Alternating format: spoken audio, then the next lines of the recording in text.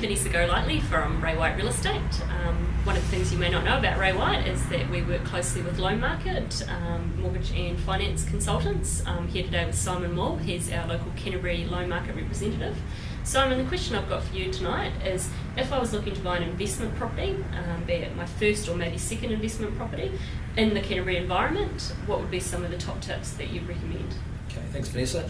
Look, investment properties have proven very popular with the large net migration we've got coming into Christchurch, so very strong demand for people to actually take up a tenancy. So it's good times if you can find a property that you're able to rent out. In terms of the banking side, it is still possible to get up to 90% finance on an investment property. Certain banks do scale their loan to value ratios, which is the level of equity or deposit you need to bring into the equation. But I've got access to lenders that will do 90% on rental properties or investment properties. I think one of the key things for anyone going into a rental property, and particularly for the first time, is to understand the best tax efficiency that you can gain from it. You need to speak to an accountant. It's really strongly recommended you speak to an accountant before you make too many decisions to understand the tax advantages of being a landlord, particularly if you're buying a property and you're going to move out of your existing home and use your existing home as a rental property.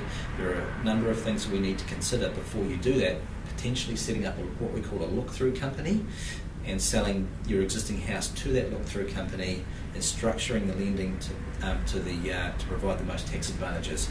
So that's just something to bear in mind. If you want more information on that, please give me a call. I'm connected with a number of very good accountants that understand the property market well.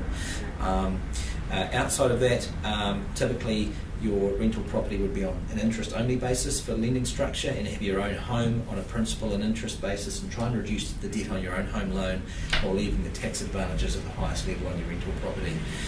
The banks are very keen on property investors. It's a good market for them, and again, I've got access to many lenders that are interested in lending in that space.